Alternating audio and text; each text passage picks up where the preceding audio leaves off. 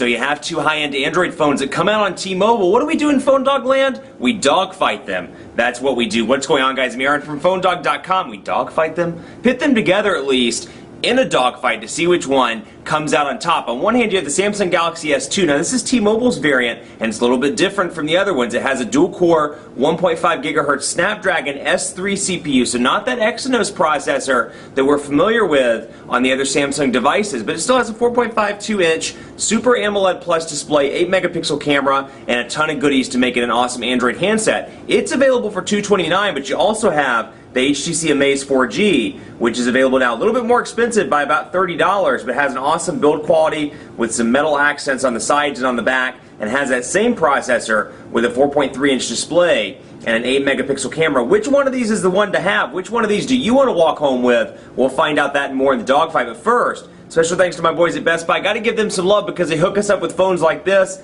and like this, like I do that, for use in our one-ball bandit game. When you walk into Best Buy Mobile to get either of these devices, or heck, any device, you'll walk out working. They help you set up your email, your web, and so much more. So when you walk out, you're good to go. You don't have to waste your time doing email, setting up anything. At Best Buy Mobile, you walk out working. But enough of that, let's check it out. So let's take a look at keyboards on both of these devices and see kind of what they come with. Now, I will tell you, after working with both of these devices, it really is a benefit to have the 4.52-inch display. I thought it was going to be too big, and it really is borderline too large. But the benefit is, whether it's portrait or landscape, the keyboard is nice and large and easy to use. Now, you get the Samsung keypad on this, and you get swipes. So two different keyboard options depending on what appeals to you. And as always, you can download stuff from the Android market itself. The Gingerbread keyboard's available, Swift Key, and a bunch of others, that range everywhere from free all the way up to $4.99 per month. So you got some added stuff, and you can see here, we'll go back and say, the Quick Brown Fox wants to open up a checking account at Wells Fargo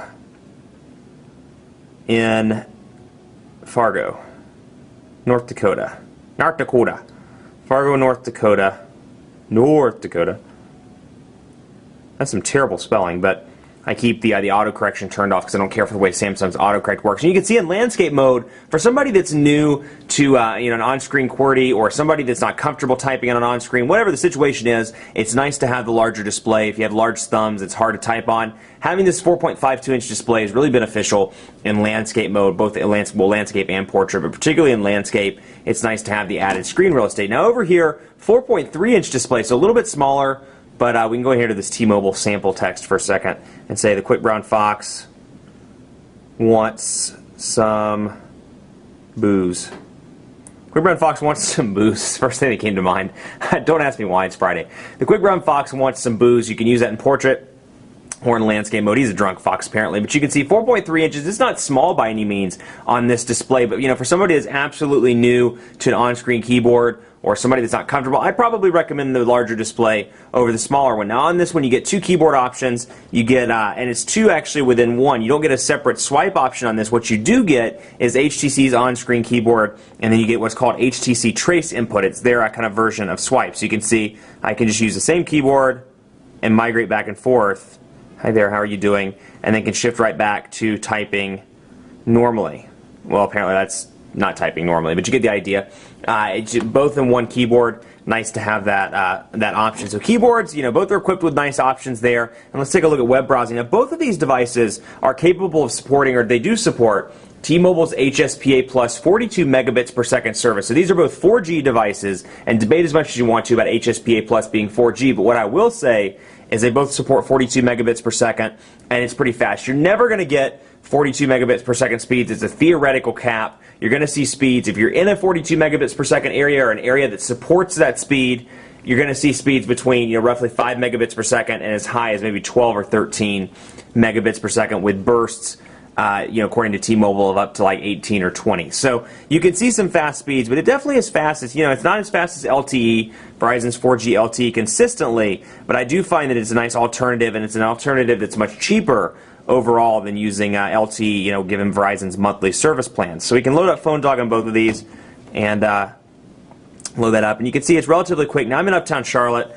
My office is in Uptown, so you can see it's running relatively quickly here. But I will say my home in North Charlotte and various areas I've tested, various areas, I like the way that sounds, various areas I've tested it at in the city, I've been very pleased all across the board. So as long as you're in an area that supports the backhaul, the 42 megabits per second backhaul, you should be very pleased with the data speeds overall. So one place, I said this in the Sprint Epic 4G Touch review, one place where I really appreciate the 4.52-inch display on this sucker is in media. Whether you're browsing the web, you're watching a video, you're doing anything that's media-based, taking pictures and looking at them on the display, it's really nice to have the added screen real estate. It really does make a difference. And even though this is only a few inches smaller, it really does, it's noticeable when you're doing stuff like browsing the web and more. So PhoneDog's loaded up over here, and you can see pinch to zoom relatively quick. And one thing I like about Samsung and TouchWiz 4.0, you have the option to place your thumbs on the display and use the thumbs to zoom in and zoom out. Now, one thing I will say is this Galaxy S2, in comparison to the other two, which are both running Samsung's Exynos processor at 1.2 gigahertz,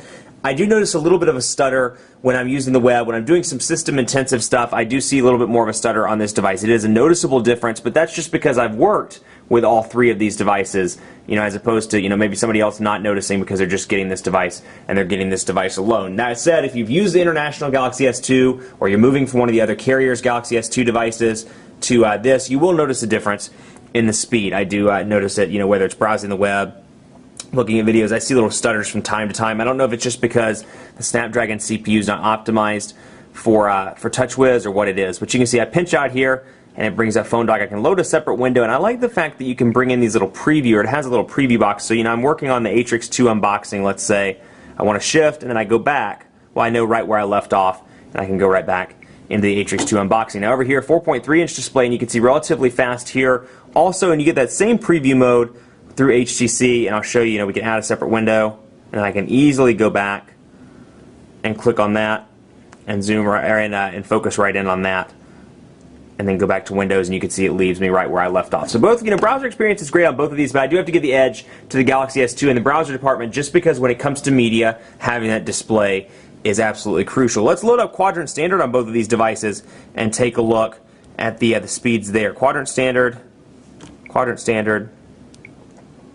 and we'll load those up. Now, call quality's been relatively decent on both of these devices, as has battery life. This one has a 1,850 milliamp hour battery. This one has a 1,730 milliamp hour battery. So same battery as the Evo 3D, the Sensation XE, and a couple of other HTC devices. Battery's been pretty decent on both of these. I find that, with moderate use, both of these last about 11 to 12 hours before they power off. And your use is obviously going to the battery's going to be dependent on your use, so something to keep in mind. But earpiece quality is great. Call quality is relatively decent on both of these. I've been really impressed with the call quality on the Amaze 4G. It's done a great job, and I just can't get over the build quality. So it's very impressive as well. So both of these are great. Let's take a look at the benchmark here and see what we got on the Galaxy S2. 3,029 over here. So 3,029 on the T-Mobile Galaxy S2. Over here, we'll take a look.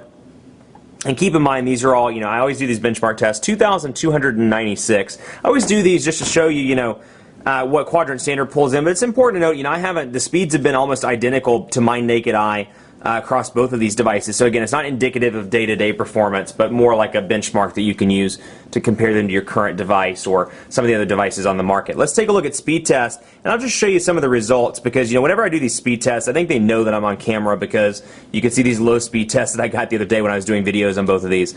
The low speed test, it seems like it knows when I'm doing these on camera, so it tells me or gives me a low number. But you can see here, I've seen speeds on both of these, 10 megabits per second, 11.5, almost 12 down here. These are all on T-Mobile's HSPA Plus 42 megabits per second network. Now you can see 5 here, 5, 7.64. So I've been really impressed across the board. We'll take a look here and begin the test on both of these. Let me make sure these are both running on the same server. Change that to Chester, wherever. Yeah, Chester, South Carolina. Chester's where the party's at. And we'll load up speed test on both of these, and we'll talk a little bit about the data scores overall. I've tested both of these in San Diego, the Charlotte metro area, and in New York, and I've been really pleased across the board with the data speeds. And keep in mind, it's 6 o'clock on a Friday. There is still some rush hour traffic, so the cell sites are pretty jammed right now, would be my guess. But you can see they're loading up right now.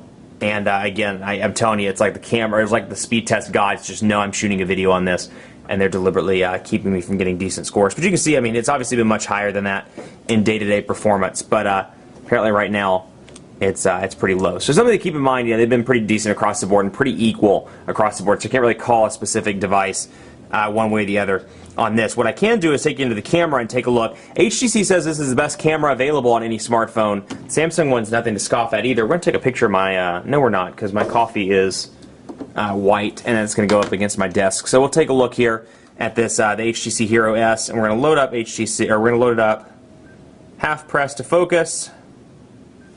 Let's see what we can do here. Oops, nope, not going to count that one. Let's do this. And then we'll take a picture over here. Now the camera test, I hate to spoil it. Oh, hey, front-facing camera. Woo.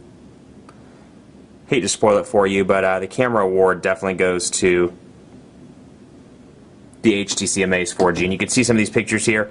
We'll load this one up, for example. And you can see, I mean, even zoomed in, you can see the texture around the metal on the Hero S. You can see, I'll shift that one out of the picture. My hand, you can see details there. And we'll load up on this one. Still a great picture, don't get me wrong.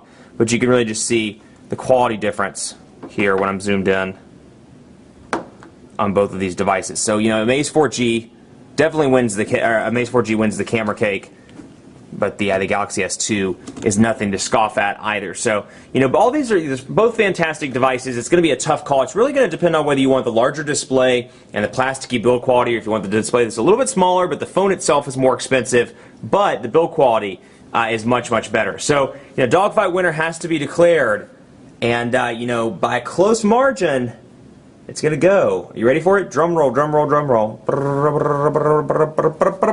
It's gonna go to the Galaxy S2, and I'll tell you why. Actually, you know, it's funny. I say the Galaxy S2 because it won the most number. You know, the speed test, it's a little bit faster in speed tests. The screen is bigger. It's bigger for media. The smoother device, in my opinion, is the Amaze 4G. I like the build quality of it. But in terms of just overall, you know, comparing apples to apples and, you know, calling it based on which one won the most number of things, the Galaxy S2 is the winner. Now, honestly, you can't go wrong with either one of these devices. If you want the build quality, go with the Amaze 4G. If you want the bigger display, go with the Galaxy S2. But just, it gets a slight edge because the bigger display is a big pro. The camera is not that bad in comparison to the 8-megapixel camera over here. It's close enough where it's kind of negated. And then the battery life is just ever so slightly better on the Galaxy S2. Much more coverage to come on PhoneDog.com with both of these devices. Keep it locked on the site for continuing coverage and more dogfights between these devices. It's going to be crazy, crazy, crazy. So be sure to keep it locked on PhoneDog.com. Like us on Facebook as well at Facebook.com/PhoneDog. We're always doing prizes. We always do some cool contests, and we talk, and we leave comments, and all of our content goes up there as well. So be sure to like our page, Facebook.com/PhoneDog. And hey, let me know what you think. You have the Amaze. You think I'm the worst reviewer ever because I picked the Galaxy S2. You think I'm the smartest reviewer ever because the Galaxy S2 stomps all over the Galaxy or the Amaze 4G and eats it for lunch. Hey, let me know. Follow me on Twitter, PhoneDog_Aaron, and on my personal Facebook page at Facebook.com/PhoneDogAB. Thanks so much for watching. Keep it locked on the site. And as I always say, we'll see you next time.